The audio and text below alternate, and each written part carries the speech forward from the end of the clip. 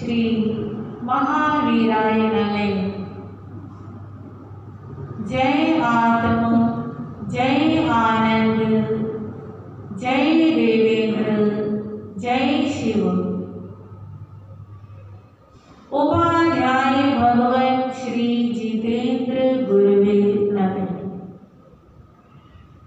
जय शशिकांता, जय सरिता, जय अजय, जय मंजूला। महावीर स्वामी जी के निर्वाण उत्सव के अवसर पर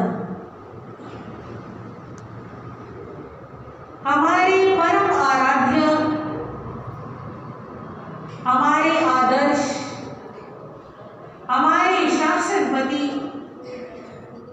भगवान महावीर स्वामी का जीवन चरित्र, जिसे हम महावीर कथा या महावीर गाथा भी कह सकते हैं, उसे सुनने और सुनाने का बहुत अधिक महत्व होता है। जैसे परमाधिराज परम पर्युषण में श्रीमद् अर्थकृत दशांग सूत्र, कल्प सूत्र का महत्व होता है। ओली पर्व के दिनों में श्रीपाद और मैना सुंदरी का जीवन चरित्र सुनना और सुनाना बहुत महत्व रखता है। ऐसे ही महावीर निर्वाण उत्सव पर भगवान का जीवन चरित्र और भगवान की अंतिम देशना श्रीमद् उत्तराध्ययन सूत्र, इन्हें दोनों का सुनना सुनाना बहुत लाभकारी, कल्याणकारी और शुभ होता है। श्रीमद् उत्तराध्ययन सूत्र, इसकी मूल वाचना कल से प्रारंभ होगी और महावीर गाथा, जिसका शुभारंभ हम आज करेंगे। गाना है वीर गुणगान, पाना है धर्म वरदान। गाना है वीर गुणगान, पाना है धर्म वरदान। था जीवन चरित महान, सुनने से हो कल्याण। था जीवन चरित महान, सुनने से हो कल्याण। गुणगान करे कल्याण करे, गुणगान करे कल्याण करे। शुभ ध्यान धरे वरदान वरे, शुभ ध्यान धरे वरदान वरे। रजनी में उगे दिनमान, पाना है धर्म वरदान। रजनी में उगे दिनमान, पाना है धर्म वरदान। गाना है वीर गुणगान, पाना है धर्म वरदान। बड़ा खुशी का मौका है, उत्साह का मौका है। दीपावली पर्व पर आप घरों की सफाई करते हैं, कितना उत्साह उठता है, जोश उठता है। आज ये करेंगे, आज ये करेंगे, सारे काम छोड़ देंगे, है ना? बड़े उत्साह से करते हैं। और कोई संसार का काम हो, कितने उत्साह से करते हैं। और जो सबसे जरूरी है, हाँ जी, जो आत्मा के कल्याण से संबंधित है, जो हमारी आत्मा को सच्चा सुख देने वाला है, उस धर्म में कोई उत्साह नजर नहीं आ रहा। थोड़ा अलर्ट होके बैठे, आंखें बंद क्यों करते हो? आंखें खोलने से पाप तो नहीं लगता। आंखें बंद मत किया करो। आंखें बंद करनी है ध्यान लगाते समय, जाप करते समय, प्रवचन सुनते समय आंखें खोल के प्रवचन सुनो। कोई आपसे बात कर रहा है, यहाँ पे कोई उपदेश झाड़ा नहीं जा रहा। हाँ जी, हम आपसे बात कर रहे हैं, आपको भगवान के बारे में कुछ बता रहे हैं। आप हमारी बात को ध्यान से सुनो। ध्यान से सुनोगे तो समझोगे। बात को सुनने के लिए आई टू आई कॉन्टेक्ट, समझ में आया? आंखों से आंखों का संपर्क जरूरी होता है। जब हम पूरे ध्यान से सुनते हैं तो वो बात हमारे अंदर तक उतरती है। तो उत्साहपूर्वक अलर्ट होकर ध्यान से सभी सुने। गाना है वीर गुणगान, पाना है धर्म बलिदान। गाना है वीर गुणगान, पाना है धर्म बलिदान। था जीवन चरित महान, सुनने से होगा ज्ञान। था जीवन चरित महान, सुनने से हो कल्याण। हम किसके गुण गाने जा रहे हैं? एक बार जोरदार से गाना। बोलिए भगवान महावीर स्वामी की। डट के बोलिए भगवान महावीर स्वामी की।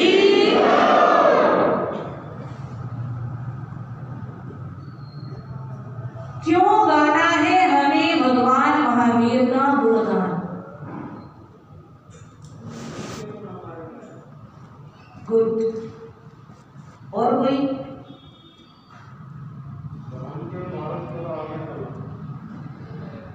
जो चीज हमें चाहिए, जो चीज हमें चाहिए वो चीज उनके पास है। उस चीज को उन्होंने प्राप्त कर लिया है, हासिल कर लिया है। जैसे धन पाने की कला धनवान सिखाता है। हाँ जी, पद पाने की कला जो पद पे बैठा है वो बताएगा कि मैंने कैसे पद पाया, तुम कैसे पद पाओ। ऐसी शाश्वत सुख पाने की कला हमें वो सिखाएंगे जिन्होंने शाश्वत सुख पाया। कैसा सुख पाया है भगवान ने? मुक्ति का सुख। मुक्ति का सुख इस संसार के सारे सुखों में सबसे बड़ा सुख है। इससे ऊपर कोई सुख नहीं। मुक्ति यानी आजादी, सब चीजों से आजादी। बंधन इस संसार में किसी को प्रिय नहीं। सबको क्या चाहिए? आजादी चाहिए। और भगवान ने क्या पाई? आजादी। किस चीज से आजादी पाई? जन्म और मरण से मुक्ति। शरीर के बंधन से मुक्ति। शरीर नहीं है तो शरीर से जुड़ा कोई संबंध भी नहीं है, क्योंकि जहां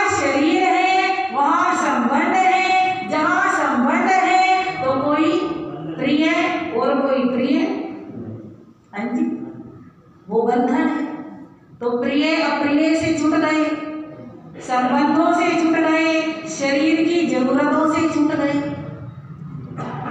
शरीर को कभी भोजन चाहिए, कभी वस्त्र चाहिए, कभी स्थान चाहिए, ये सारा कुछ किसको चाहिए? शरीर को चाहिए। जब शरीर नहीं रहा तो कोई जरूरत भी नहीं रही।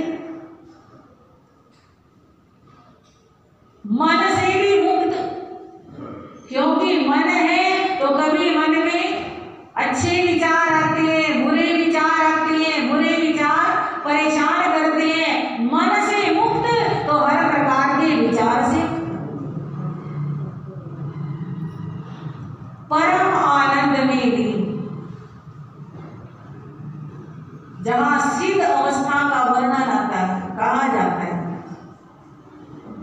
रोग नहीं, शोक नहीं, जन्म नहीं, मरण नहीं, बुढ़ापा नहीं, दुख नहीं, क्लेश नहीं, चिंता नहीं, फिक्र नहीं, भूख नहीं, प्यास नहीं, कुछ भी नहीं। क्या है? क्या है? केवल आनंद। क्या है? केवल अंतर के आनंद में, आत्मा के आनंद में डुबकियां लगा। ऐसे स्थान को भगवान श्री महावीर स्वामी जी प्राप्त हो चुके हैं और वही स्थान हमने भी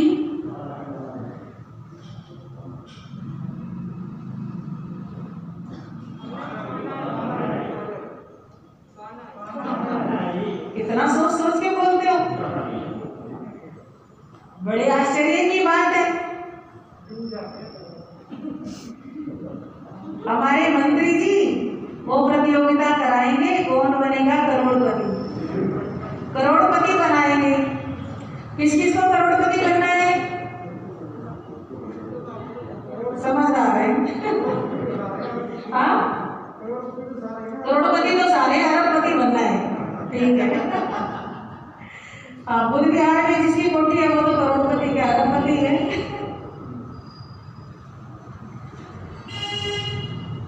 तो ऐसी अवस्था भगवान ने पाई, उसके पीछे बहुत लंबा चौड़ा उनका सफर है। बहुत दीर्घ यात्रा करके उस आत्मा ने वो सिद्ध गति, वो सिद्ध अवस्था प्राप्त की। कहां से उनकी यात्रा प्रारंभ हुई, हम वही चलते हैं। जहां से हम सबकी यात्रा प्रारंभ हुई, वहीं से भगवान महावीर की भी प्रारंभ। यानी इस संसार के अंदर जो संसारी जीव हैं, वे एक इंद्रिय अवस्था यानी केवल स्पर्श इंद्रिय है, सूक्ष्म या बादल। जिन्होंने थोड़े शास्त्र पढ़े हैं, समझा है, उन्हें पता है। जिन्होंने 25 बोल किया है उन्हें भी पता है। एक इंद्रिय अवस्था में अनंत काल बिताए, वहां से निकल के वे इंद्रिय बने। 2 इंद्रियां, केवल शरीर है और जीवा है। जीवा है पर जीवा में बोलने की शक्ति नहीं है। ये विकास की यात्रा है हर जीव की, हमारी भी और भगवान महावीर स्वामी जी की। वे इंद्रिय में असंख्यात काल बिता करके एक इंद्रिय बने। नाक और मिल गई, पर ना देख सकते हैं ना सुन सकते हैं। हाँ, टक्करे मारते रहते हैं। फिर 4 इंद्रिय बने। दिखता तो है, यानी शरीर है, जुबान है, नाक है और आंखें मिल गई, पर कान नहीं मिले, सुनना कुछ नहीं है। फिर 5 इंद्रिय बने, कान भी मिल गए। 5 इंद्रिय में असंगी जीव बन गए, सोचने समझने की शक्ति ही नहीं है। फिर संगी जीव बने, मन मिला, और फिर कभी नरक में, कभी तिर्यंच में, नाना गतियों के अंदर भटकते रहे हम सब भी। हाँ जी, और भगवान जितने मोक्ष में विराजमान है सबका अतीत यही है,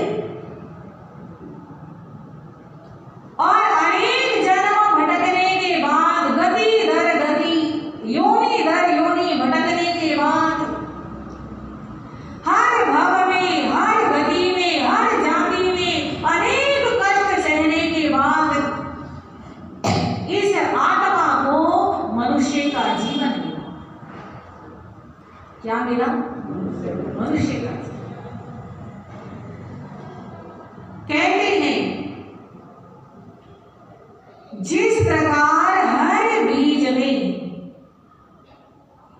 वृक्ष बनने की शक्ति होती है, उसी प्रकार हर आत्मा में परमात्मा बनने की शक्ति होती है। जिस प्रकार बीज को वृक्ष बनने के लिए उचित वातावरण चाहिए, खाद मिल जाए, नमी मिल जाए, धूप मिल जाए, हवा मिल जाए, सारा कुछ। बीज को वृक्ष बनने के लिए उचित वातावरण मिले तो धीरे धीरे समय के साथ साथ वो बीज क्या बनता जाता है? वृक्ष बनता है।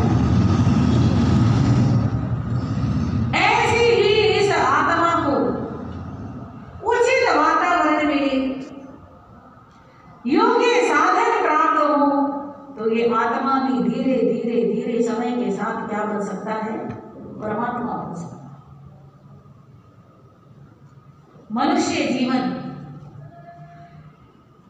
परमात्मा बनने का एक महत्वपूर्ण साधन है। कहा जाता है कि मनुष्य जीवन एक नौका के समान है। नौका नाविक को तिराती भी है और डुबाती भी है, दोनों ही चीजें। अगर नौका में छिद्र है तो नौका डुबा देगी, अगर नौका में छिद्र नहीं है तो नौका तिरा देगी। ऐसे ही ये मनुष्य जीवन है, इसमें बुराइयों के छिद्र हैं तो वो इसको डुबा भी देंगे, और बुराइयों के छिद्र बंद कर दिए तो आत्मा को तिरा भी देंगे। हम सबको मनुष्य जीवन मिला, भगवान महावीर की चेतना को, उनकी आत्मा को भी मनुष्य जीवन मिला। उससे पहले अनेक बार मिल चुका होगा, हमको भी इस मनुष्य जीवन से पहले अनेक बार मनुष्य जीवन मिल चुका है, पर जिस जीवन में आत्मा को दिशा मिल जाए, दो चीजें होती है, एक होती है गति, एक होती है प्रगति, एक और दूसरी प्रगति। गति तो आत्मा निरंतर करती रहती है, एक जगह कहीं ठहरती नहीं है। जितने आयु है उतने समय तक एक जगह ठहरेगी, आयु पूरी होते दूसरी जगह गति कर जाएगी। गति तो आत्मा अनादिकाल से कर रही है, पर जिस मनुष्य जीवन से आत्मा की गति को दिशा मिल जाए, समझ आ रही है? आत्मा को एक लक्ष्य मिल जाए, उस मनुष्य जीवन से यात्रा सही प्रारंभ होती। जब तक लक्ष्य नहीं पता चलता तब तक कितना ही चलते रहो, वो चलना भटकना कहलाए। समझ आ रही है? जब तक आपको ये नहीं पता कि मेरे को किस शहर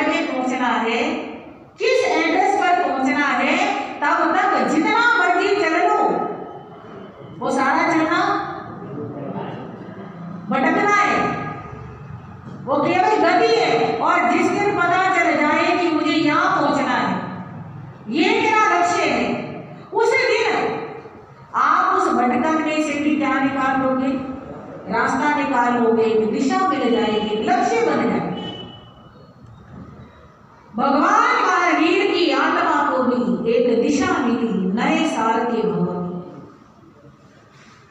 महाविदेह क्षेत्र, एक छोटा सा गांव, उस गांव में एक साधारण सद गृहस्थ, नाम है नए साल। व्यवसाय है लकड़ी का, लकड़ी से संबंधित सारे काम। और नए साल जिसके जीवन में एक नियम है, जब भी भोजन करना पहले किसी को खिला करके खाना, बिना खिलाए नहीं। साधारण सा नियम, कोई बड़ा नहीं है। नियम ना कोई बड़ा होता है ना छोटा होता है। नियम को निभाने वाला किस निष्ठा से निभाता है, वो निष्ठा बड़ी और छोटी होती है।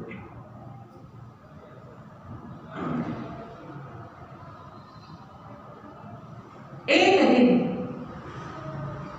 राजा के आदेश से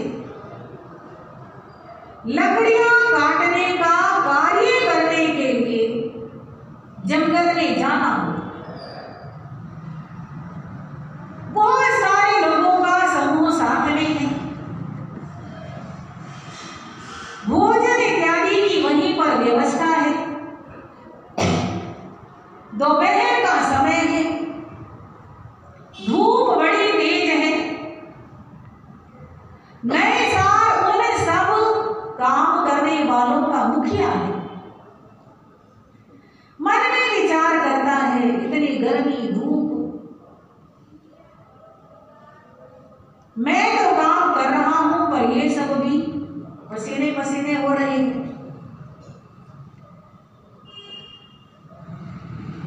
कह दिया पहले भोजन कर लो, थोड़ा विश्राम कर लो। भोजन से विश्राम से शरीर में शक्ति आएगी तो थोड़े समय में ज्यादा कार्य होगा, और थके हुए शरीर से काम करेंगे तो ज्यादा समय में कम काम। इसलिए पहले भोजन और विश्राम। सब लग गए, सबने काम छोड़ दिया। नए साल जिसका नियम है, खाने से पहले खिलाना। बंधुओं, एक छोटा सा नियम भी कितना उपकारी होता है इस आत्मा के लिए। ये शिक्षा हमें भगवान महावीर के नए साल के भोग से मिलती है। आज हमारा समाज नियम के नाम से ऐसे डरता है जैसे सांप सामने आ गया। नहीं नहीं, नियम नहीं करेंगे, नियम हमसे टूटता नहीं, टूट जाएगा, आपको भी पाप लगेगा। वाह,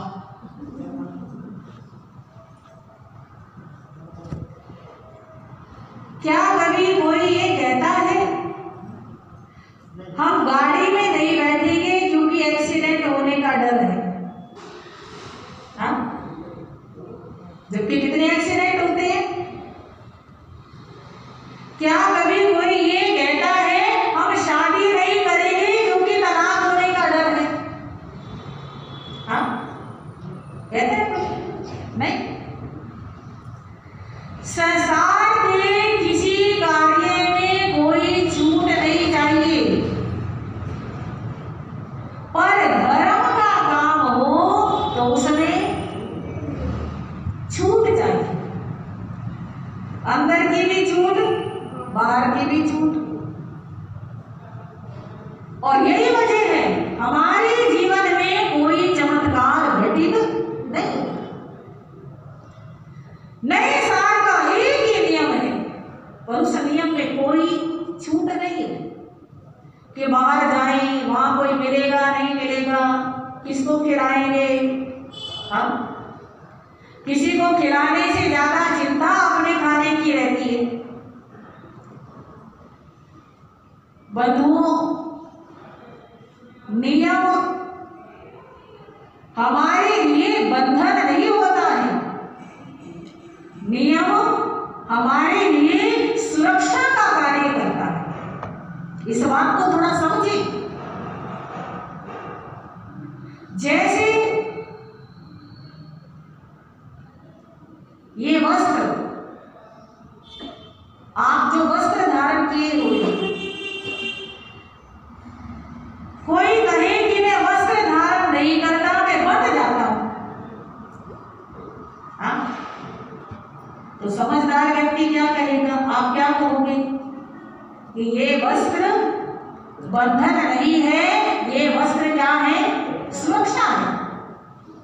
ये आपकी लाज को बचाएंगे, ये आपके शरीर को गर्मी सर्दी से बचाएंगे, ये आपको मक्खी मच्छर से बचाएंगे। इसलिए ये वस्त्र क्या नहीं है? बंधन नहीं है, ये वस्त्र क्या है? सुरक्षा है। ऐसे ही हमारे लिए हुए नियम, हम उन्हें बंधन मान लेते हैं, पर वे बंधन होते नहीं है, वे हमारी सुरक्षा के लिए होते हैं। और जो ये कहते हैं कि नियम टूट जाएगा,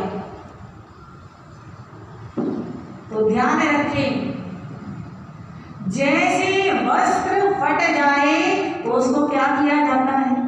सील दिया जाता है, टांका लगा लिया जाता है। समझदार बहने टांका लगा के उसको दोबारा पहनने योग्य बना देते हैं। मकान कहीं से टूट फूट जाए तो फटाफट उसकी, कोई आभूषण टूट जाए उसको भी टांका लग जाता है, वो भी ठीक हो जाता है। कोई भी उपकरण टूट जाए तो उसको कील वगैरह ठोक करके, चिपका करके, कैसे भी करके क्या कर लिया जाता है। ऐसे ही नियम अगर टूट जाए तो उसको भी जोड़ा जा सकता है, कोई प्रायश्चित लेकर के, दंड लेकर के उसको दोबारा जोड़ लो, उसको और आगे बढ़ा लो। टूटने से डरते क्यों? टूटने से डरना नहीं है, पर यह भी नहीं कि लापरवाह हो जाओ। लापरवाही से भी तोड़ना नहीं है। जैसे आप अपने वस्त्र लापरवाही से नहीं पहनते हैं, हाँ जी, गलती से कहीं अटक जाता है तो पड़ जाता है। अपने आभूषणों को जानबूझ के नहीं तोड़ते हैं, जानबूझ के तोड़ते हैं क्या? नहीं ना। या तो बहुत पुराना हो गया, या बोधा हो गया, या किसी वजह से अचानक टूट गया तो उस टूटे हुए को दोबारा जुड़वा लेते हैं। ऐसे कोई नियम जानबूझ के तोड़ना नहीं है, पर टूट जाए मजबूरी में तो उसको जोड़ा जा सकता है। नए साल जंगल के अंदर चिलचिलाती धूप पड़ रही है, भोजन का समय है, भूख लगी है, पर निकल पड़ा किसी ऐसे व्यक्ति की खोज में जिसे भोजन दिया जा सके। लोग तो उसके पास बहुत सारे हैं, पर सबके भोजन की व्यवस्था है। ऐसे व्यक्ति को भोजन देना जिसे भोजन की क्या हो? जरूरत हो।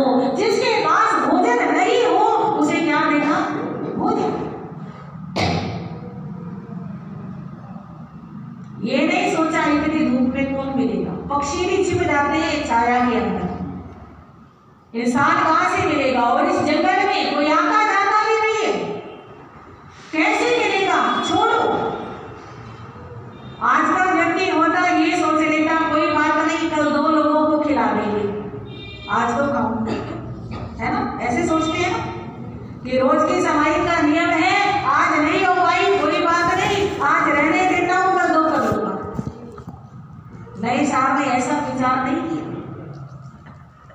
नियम में शक्ति कैसे आती है? नियम में शक्ति ऐसे आती है, विपरीत परिस्थिति में भी नियम के ऊपर डटे हुए। कोई नहीं मिला, पेड़ के ऊपर चढ़ गए, देख रहा है, दूर दूर तक नजर दौड़ा रहा है,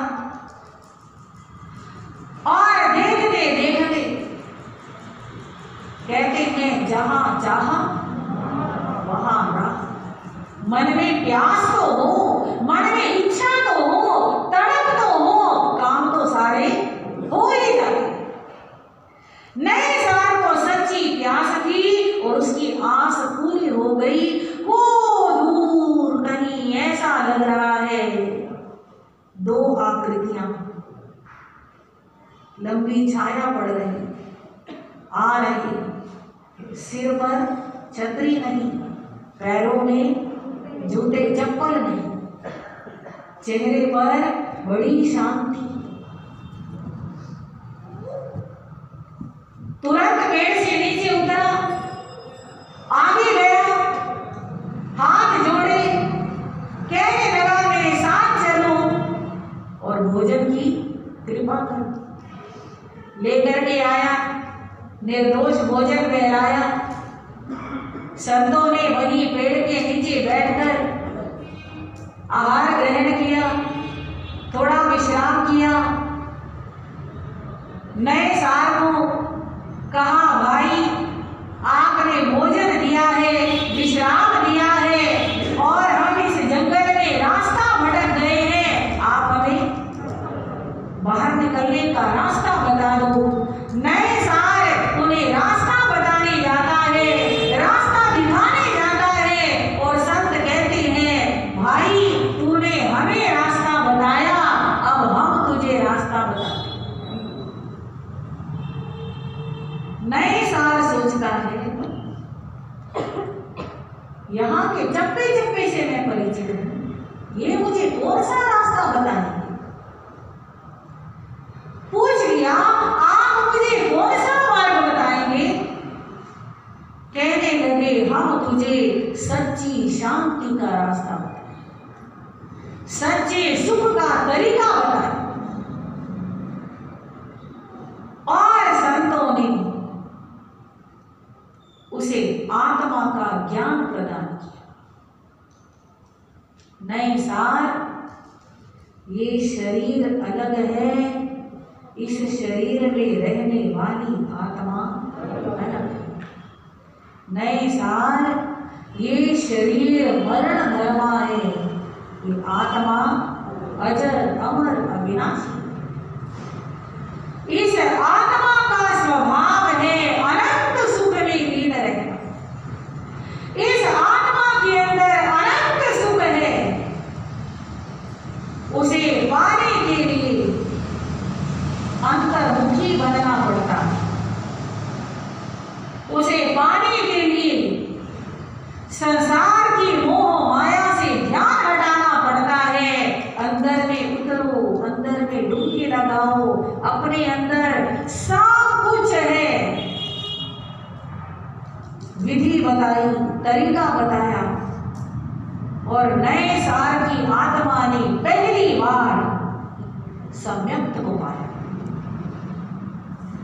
नए साल ने रास्ता दिखलाया, नए साल ने रास्ता दिखलाया, फिर मुनियों से रास्ता पाया, फिर मुनियों से रास्ता पाया। रजनी में उगा दिन मान, पाना है धर्म वरदान।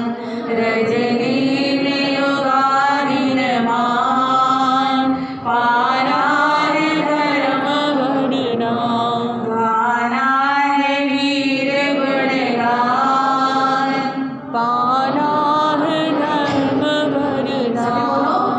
गाना है वीर गुणगान, पाना है धर्म वरदान। था जीवन चरित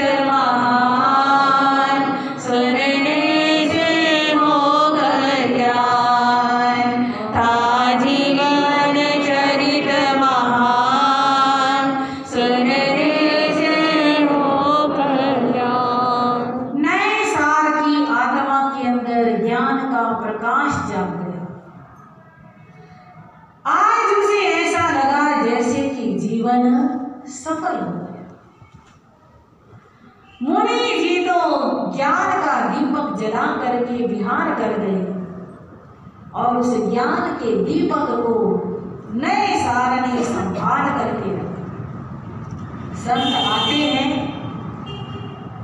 लगन की लो लगाते हैं, दीपक जलाते हैं और हम उनके जाते ही लापरवाह हो जाते हैं और वो लगन का दीपक फिर से क्या हो जाता है, बुझ जाता है। हमारे में और नए साल में यही अंतर है, उसने दीपक को बुझने नहीं, हर प्रकार से उस दीपक की रक्षा अंतर्मुखी हो गया, जीवन बदल गया, आचार व्यवहार बोल चाल हर चीज बदल गई। पहले से ही बड़ा अच्छा सदगृहस्थ था, अब और भी जीवन में निखार आ गया, इतनी शांति का अनुभव होने लगा। सब कहते हैं नए साल तो इंसान के रूप में देवता है, देवता।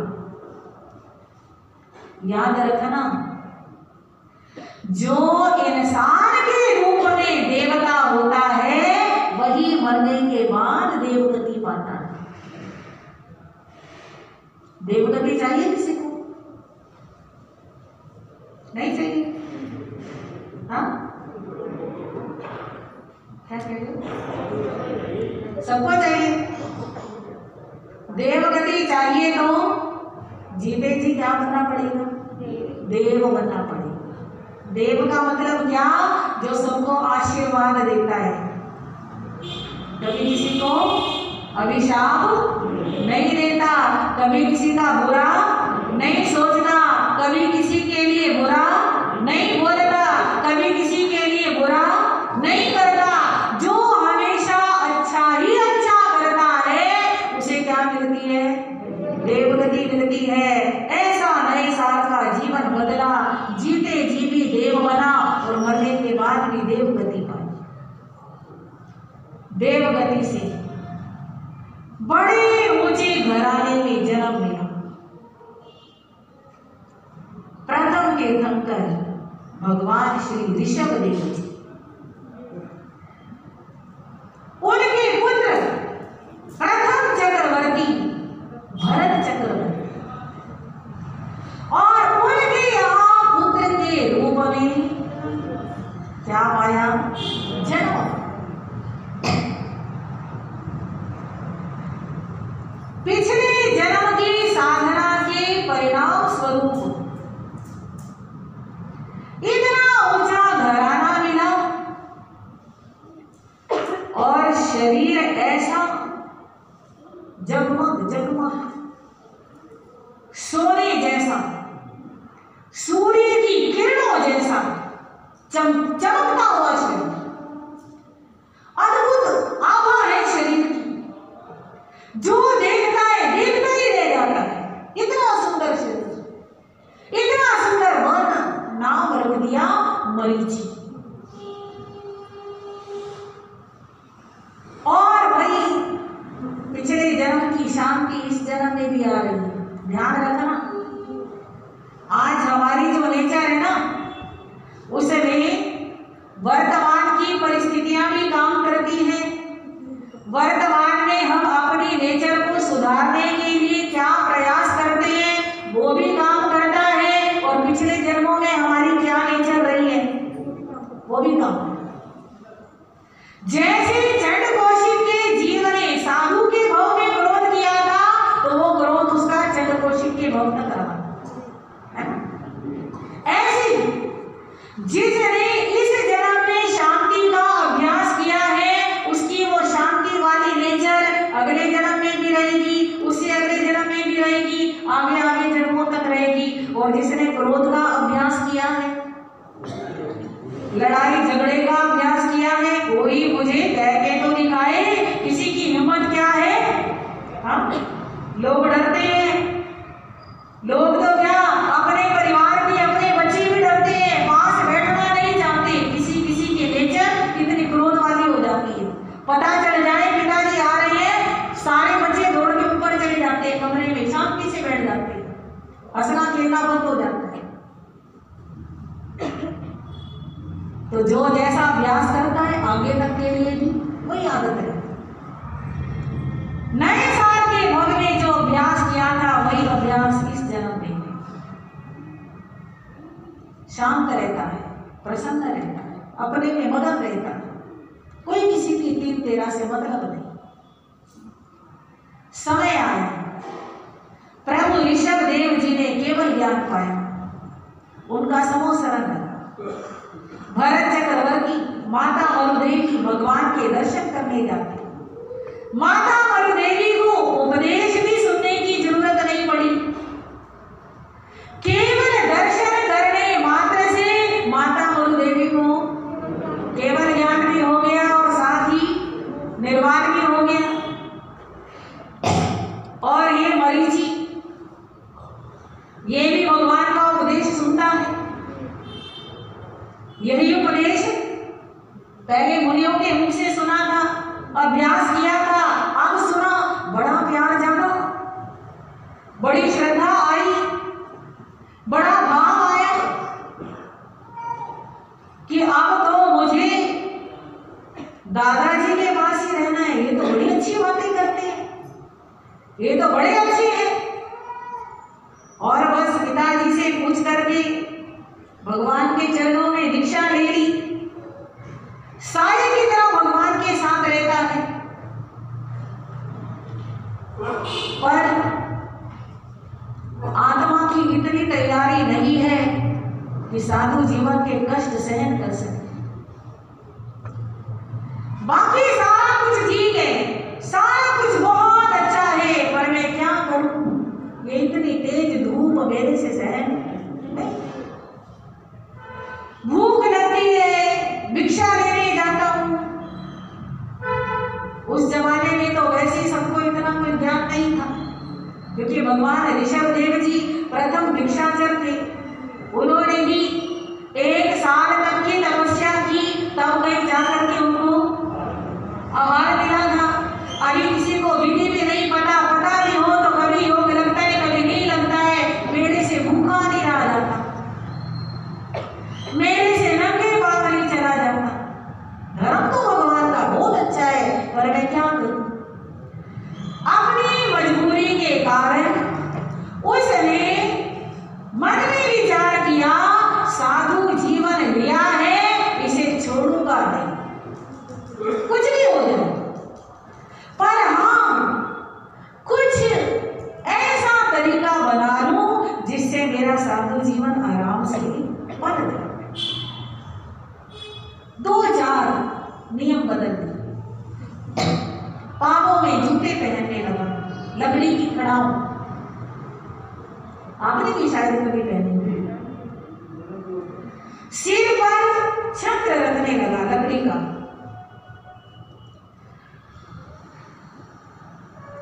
थोड़ा सा वेशभूषा में परिवर्तन आ गया। भूख लगती है, निर्दोष भिक्षा तो अब कहां मिलेगी। अब पेड़ों से फल फूल खा ले, झरनों से पानी पी ले। ध्यान रखना, जिन वाणी कहती है नियम नहीं कर पाए, कोई बात नहीं। साधु चर्या का जैसा भगवान ने बताया है वैसा पालन हो पाए नहीं हो पाए, कोई ज्यादा दिक्कत नहीं है। कई लोग बड़ी गंदी भाषा प्रयोग करते हैं। भगवान की वाणी याद रखना, भगवान कहते हैं श्रद्धा नहीं जानी चाहिए। नियम ऊपर की चीज है, आत्म कल्याण में सहयोगी है, साधना में मदद करते हैं। एक भी नियम ऐसा नहीं है जो साधना में सहयोगी नहीं हो। पर कोई नियम नहीं बना तो ज्यादा चिंता मत करना, बस श्रद्धा बनी रहे। मरीचि ने अपनी श्रद्धा योगी क्यों बनाए रखी। जो मिलता है, जो मरीचि के पास आता है, उसी को मरीचि कहता है भाई सच्ची शांति पानी है, सच्चा सुख पाना है, भगवान ऋषभ देव जी के पास पास जाओ। मैंने भी भगवान के पास ही दीक्षा ली थी। अपनी कमजोरियों की वजह से मैंने इन नियमों में परिवर्तन किया है, पर सच्चा धर्म भगवान से मिलेगा। सबको भगवान के पास भेजता है। कितनों को साधु बनाया, कितनों को श्रावक श्राविका बनाया, कितनों को धर्म से जोड़ा, सारी जिंदगी लगा रहा। और कहती है एक दिन भरत चक्रवर्ती ने भगवान श्री ऋषभ देव जी से पूछ लिया, प्रभु आपकी बड़ी महिमा है, जैसा तीर्थंकर पद आपने पाया है वैसा तीर्थंकर पद पाने वाला, आप जैसी महिमा वाला जो भविष्य में आप जैसा पद पाए, आप जैसी जिसकी महिमा पहले, क्या ऐसा कोई पुरुष यहाँ वर्तमान में है? भगवान कहते हैं समोसरण के अंदर तो नहीं, भरत समोसरण के बाहर तुम्हारा पुत्र मरीचि आने वाले समय वासुदेव बनेगा, चक्रवर्ती बनेगा और अंत में तीर्थंकर। देखो, जिसने नियम तोड़े, समझ लो नियमों में परिवर्तन किया, हाँ, उसके प्रति भी भगवान ने बात समझ लेना। भगवान उसको भी क्या कह रहे हैं कि क्या बनेगा? तीर्थंकर बनेगा। और हम क्या कहते हैं, जो लाइट वाइट यूज कर ले वो तो साधु है ही नहीं, हम तो भगवान से भी ऊपर है भाई। भगवान क्या है ना? अपनी सोच बदलो। अर्जुन माली की हिंसाओं को देखकर कोई कह सकता था कि ये 6 महीने में मोक्ष पा लेगा? कितना महान है जीव शासन। अर्जुन माली जैसे के लिए भगवान ने कह दिया कि 6 महीने में मोक्ष चला गया। और आज साधु को साधु नहीं मानने वाले खुद कहाँ जाएंगे? हाँ, चलो सबकी अपनी अपनी सोच। हमारा काम है दिया लेकर मार्ग दिखाना। कोई देखे तो ठीक है, कोई आंख बंद कर ले तो उसकी इच्छा। भगवान ने कहा ये तीर्थंकर बनेगा। भरत चक्रवर्ती बड़े प्रसन्न हुए। वो भी मरीचि को ज्यादा पसंद नहीं करते थे, और इसलिए पसंद नहीं करते थे कि उसने भगवान के नियमों में क्या कर लिया? बदलाव कर लिया। इस वजह से वो मरीचि को पसंद नहीं करते थे। पर जब भगवान ने कह दिया कि तीर्थंकर बनेगा तो उनकी भी श्रद्धा एकदम मरीचि के चरणों में प्रणाम कर रही है, कह रही है मैं तुम्हारी आत्मा को नमन करता हूं, क्योंकि तुम्हारी आत्मा क्या बनेगी? तीर्थंकर। पहले वासुदेव बनोगे, फिर चक्रवर्ती बनोगे, फिर क्या बनोगे? तीर्थंकर बनोगे। और ये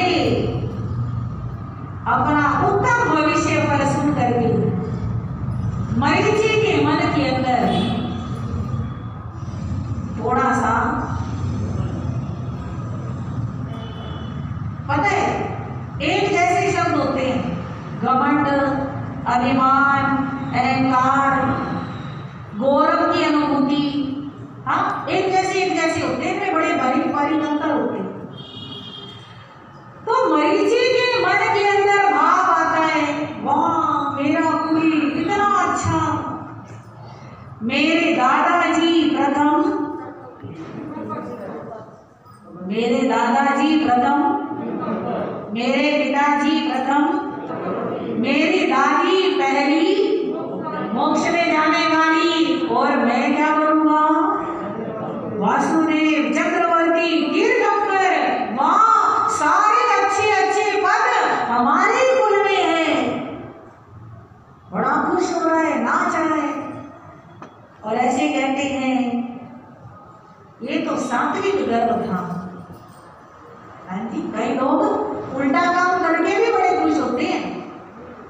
जैसे राजा श्रेणिक ने एक गर्भवती हिरणी को मारा, एक ही बाण से हिरणी भी गई, उसका बच्चा भी गया, और बाद में उन दोनों के बीच से निकलते हुए एक पेड़ गोभी को बांध दिया। एक बाण से समझ लो 3 शिकार। और इतना उल्टा काम करके भी बड़ा खुश हुआ था, बड़ा गर्व किया था, और इसी वजह से उसने नरक का बंधन बांधा था। तो मरीचि को भी अपने अच्छाई के ऊपर अहंकार है। अहंकार तो अच्छाई का भी नहीं करना चाहिए। ऐसे गर्व का उपार्जन हो गया कि अगले अनेक जन्मों के लिए जो सम्यक ज्ञान का दीपक जला था वो समझ लो करेंगे। अगले अनेक जन्मों तक उसे जिन शासन जिन वाणी प्राप्त नहीं हुई, ब्राह्मण बनता है, परिव्राजक बनता है, देवलोक में जाता है, ब्राह्मण बनता है, परिव्राजक बनता है, देवलोक में जाता है, और इस प्रकार यात्रा करते करते फिर एक राजा के भाई के बेटे के रूप में जन्म लेता है। पहले तो राजा के बेटे के रूप में जन्मा था ना, मरीचि बना था, और अब राजा के भाई के बेटे के रूप।